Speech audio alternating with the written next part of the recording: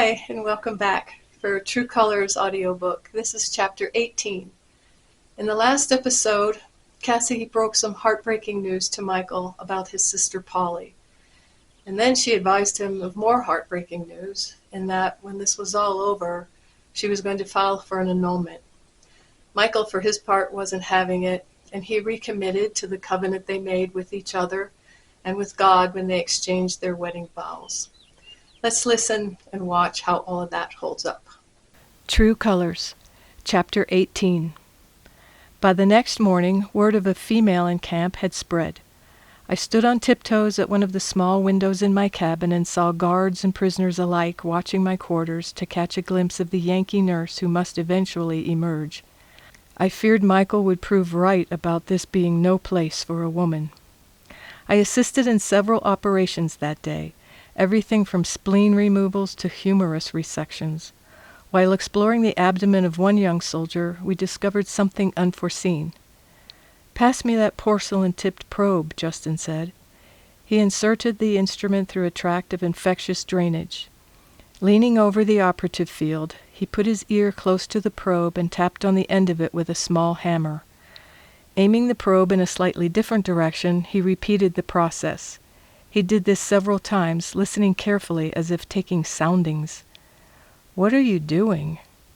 "Come here and give a listen." I lowered my head next to his. The taps produced different resonances. "This is bone," he explained with one strike. "And I believe this," he tapped again, "is lead." "There's a bullet still inside him?" He scraped the probe against the suspected target. Its white tip came out streaked with gray. "Yep, it's no wonder his pain and infection persisted. I can't blame those field surgeons for missing it. They had already removed 2 others from what I hear, and this one's deep. Fortunately, it missed vital organs. I think we found it in time." I thought I had seen everything while working in Alexandria.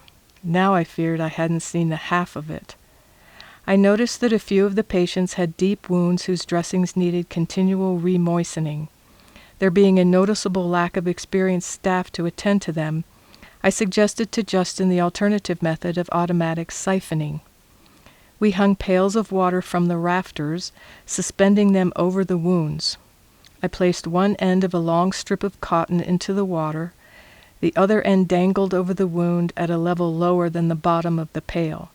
The water siphoned slowly and dripped continually from the cotton, keeping the wound moist. I arranged an oilcloth underneath the wound area in such a fashion as to drain the excess water into another bucket on the floor next to the cot. Justin was familiar with the concept, but was impressed by the efficiency of my setup. Michael returned that evening and nearly every evening that week to check on me and bring me whatever I said I needed. My heart still leapt within me at the sight of him in spite of our persistent disunion.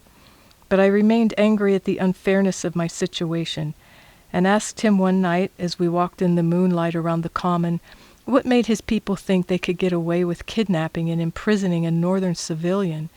I had many friends who would be asking about me, many relatives who would begin to wonder when my letters stopped. "Tess has been sent back to handle all the explanations." He seemed disturbed by the idea. "What explanations?" "She's telling Colonel Borman that a spur-of-the-moment opportunity to travel west with an aunt and uncle presented itself, and although you regretted not giving notice or stopping in to say goodbye, you couldn't pass up this second chance to move west." "Leave for the West in August. Who would believe such a story?" "You're only going as far as Independence and will complete the journey in the spring." "Leaving you behind?" "You got word from the War Department that I'd been killed. All the more reason for you to leave this part of the country and join your family." "Colonel Borman knows me better than to believe I'd desert him like that for any reason. The fact that you're gone should convince him that you did. That, and the fact that Tess is the one making the excuses for you. You know how convincing she can be." "All too well.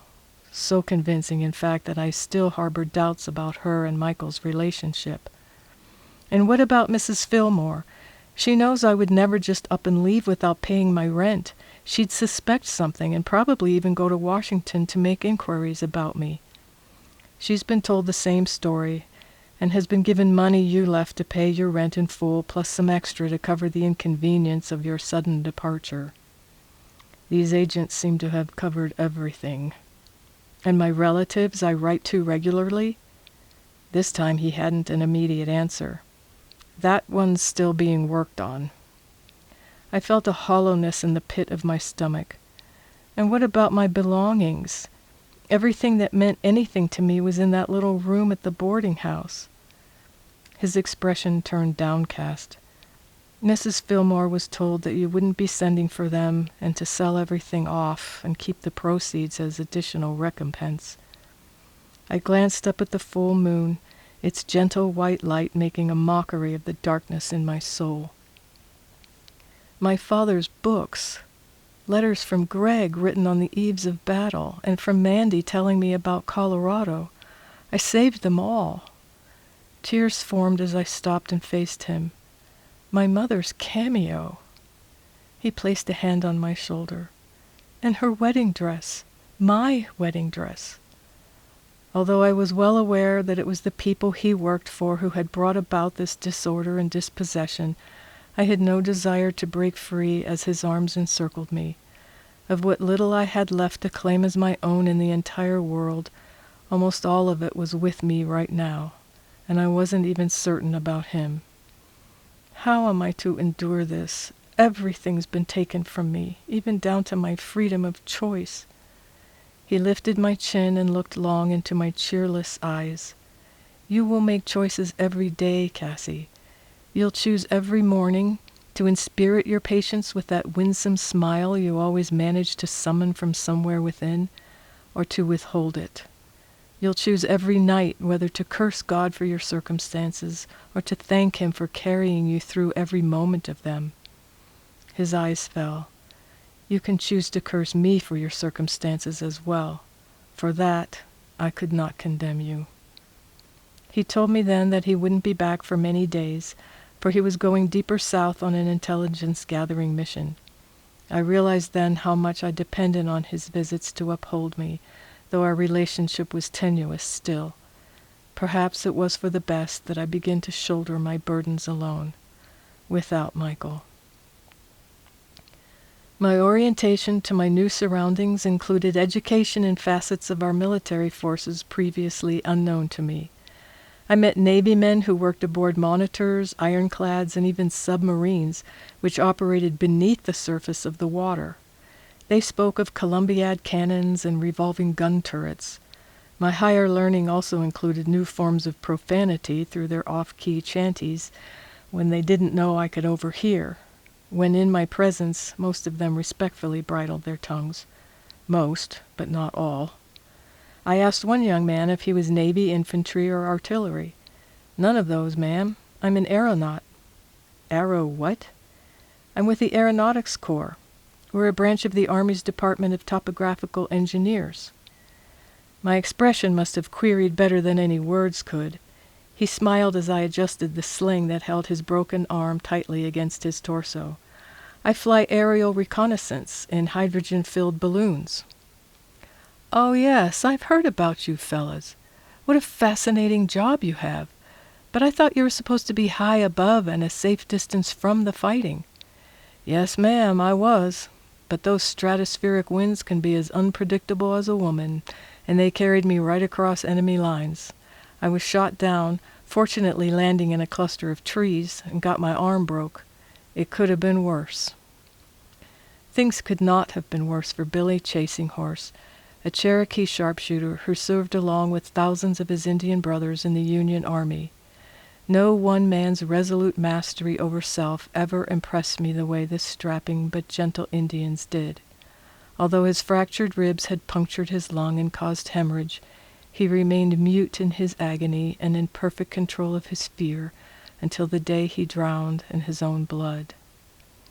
Earlier in the year, both governments agreed that prisoner exchanges must cease. An endless resupply of soldiers would only prolong the war. Plus, the U.S. government refused to deal because the Confederates rejected the idea of exchanging colored soldiers.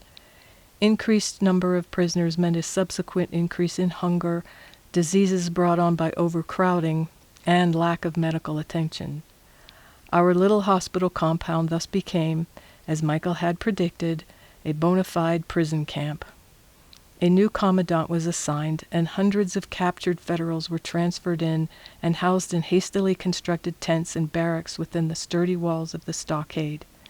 The infirmary was inundated with new patients over the next couple of days, most of whom Justin sent back to the barracks. They just wanted to get a close look at you, Cassie. The number of guards also increased accordingly, guards as variant in background and in nature as the prisoners. Some were congenial Southern gentlemen.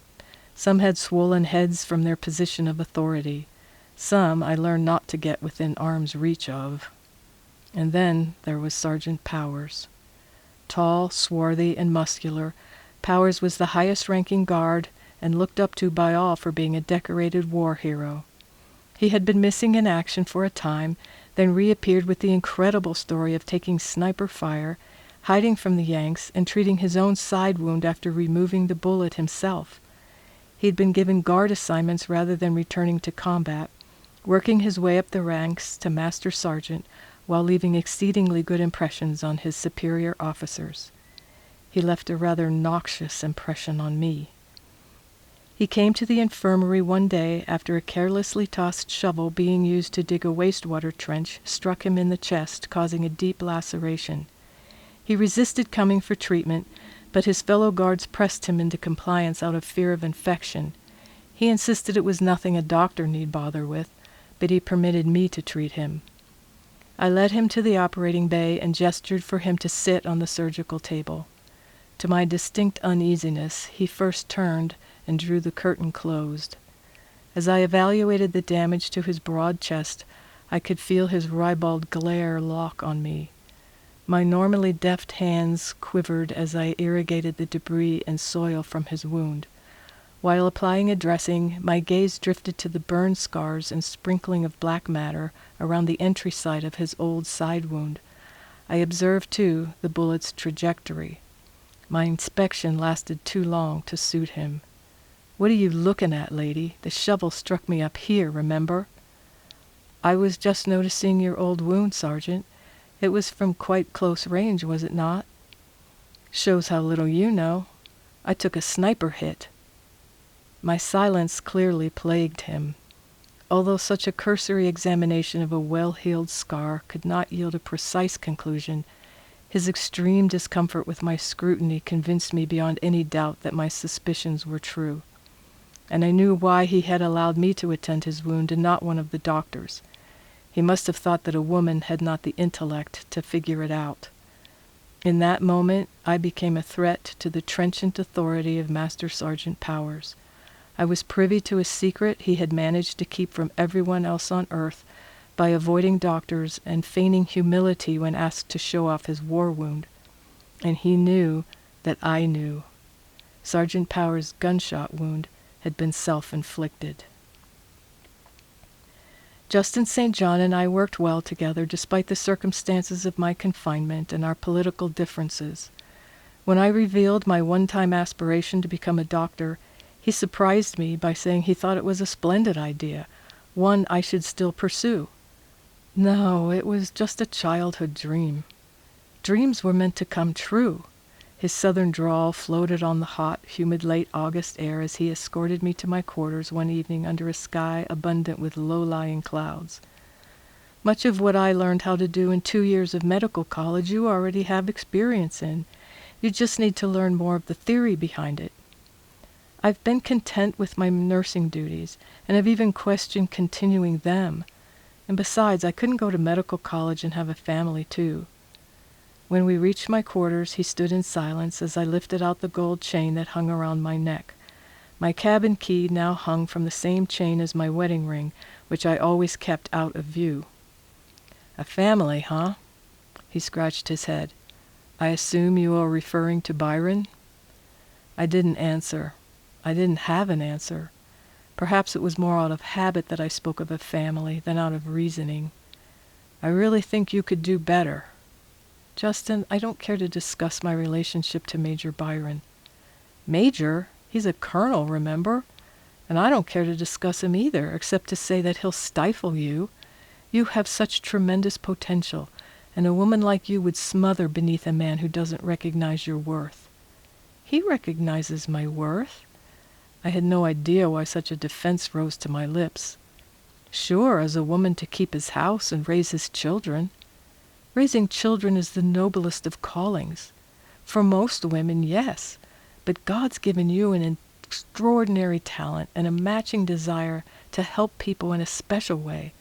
I'd hate to see it wasted. I bet if you became his wife, he'd make you give it all up. And although I don't pretend to know what all's going on with you two and your situation, isn't there a question of whether you even know him well enough to want to marry him now? Regardless of whom I marry, my longing for a family is stronger than any desire I ever had to be a doctor. I don't believe that for 1 minute. I tell you, Justin, I'm content with what I've done in the realm of medicine. And after all I've witnessed these past 2 years, I'd be crazy to not exchange it for a more domestic life." "I'm not buying into that notion, Cassie." "That's because you don't know me as well as you think you do."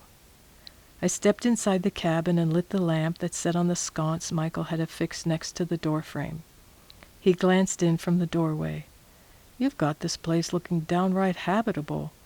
Not quite all the amenities of home, but habitable. And I have some things that may be of use to you, too. Books you can read in what little spare time these soldiers and I offer you." "Thanks, but Michael has provided in that area." "I'm talking about medical books. My library is quite extensive, and I could bring 2 or 3 at a time. I have several manuals that deal with military surgery I think you would find interesting." Thus began an ongoing educational process, whereby I would read such texts as Wilson's Dissection, 1857 edition, Bartlett's On Fevers, and William Beaumont's Experiments and Observations on the Gastric Juice and the Physiology of Digestion, a book published back in 1833. Each day Justin and I discussed what I had read, and I acquired a greater wealth of valuable knowledge in the wondrous science of medicine. Michael didn't return for 2 weeks. It was only by recalling his parting words about choices that I was able to get through some of those days, words that took some of the brutality out of my circumstances. He came one afternoon as I was walking my well-trodden route of passage between the hospital and my quarters. He called to me as his black horse cantered over. I took hold of the reins when he stopped. I rubbed Midnight's nose, and he nudged against me in pleasure. "He missed you," Michael said, dismounting. "We both did." I smiled at him, looking right past the gray of his uniform into the blue of his eyes. He moved to kiss me. I actually wanted him to, but not out here. It's not decent. "Wasn't it you who once set me straight about propriety and windows when there's a war on?" He lifted me onto the back of his horse and led us the short distance to the grassy spot where we often went to talk during the first few days of my stay. Midnight stood by patiently, as he had so often when Michael and I talked for hours on end in grassy spots along the Potomac or at the Great Falls. "I told you they'd turn this place into a prison camp, didn't I? Now will you agree to go to Richmond and into a proper..." "A proper what? Proper prison? No, thanks. I'm needed here, and the work keeps my mind occupied." "I can't believe the new commandant even allows you to remain here." "Justin and his hospital were here first, and he has a lot of say in the matter. I told him I wanted to see how my staying on would work out under the new conditions, and so far it's working all right. The prisoners and guards are accustomed to me now and treat me well for the most part. There are exceptions, of course. Not all of these men are my heroes, but that would be true anywhere." He let out a sigh. "How did I know you'd argue the point with me?" Another point to argue occurred to me. "I'm curious about something. If you had remained in Washington after we married, would you have opposed my working at the hospital?" "Why do you ask?" "Just wondering. I know you weren't always comfortable with my working there. I saw how it affected you, the dreams it gave you, the burden of others' sadness you took on yourself, the blood you wore home. I hoped to relieve you of that. So you would have insisted I quit? I didn't say that. Could you please tell me why you're asking me this now? I just want to know where you stand on matters that are important to me. I thought raising those 10 kids was important to you. It was the most important thing. Then I don't see the sense in discussing it any further. I looked long at the man with whom I shared a patch of grass. His dark hair shone in the afternoon sun. His face held a healthy glow. How I had once yearned to be united with him totally and begin a family. And despite other, lesser longings renewed in me lately, it was still what I wished for most, if only it could be. You're right, Michael. I don't see the sense in it either. Cassie and Michael had a couple of heavy discussions. Justin seems bent on reviving Cassie's childhood dream of becoming a doctor. And Cassie encountered a guard who seems destined to be a menacing threat to her. Also, you learned some things, I hope, in this episode about medical therapies of the day and facets of the military. I found them interesting as I researched them, which was thoroughly, and these are all historically accurate details. Personally, what I found most fascinating was the part about how doctors could discern bullets from bone by tapping on a probe with a little hammer. That's something I've never seen in my nursing career. How about you? So join them next time when Sergeant Powers begins his campaign of harassment against Cassie. And some measles patients may just turn out to be Cassie's ticket home. And her and Michael's up and down, back and forth relationship is settled. But is it for better or for worse? Join them next time and find out. See you then.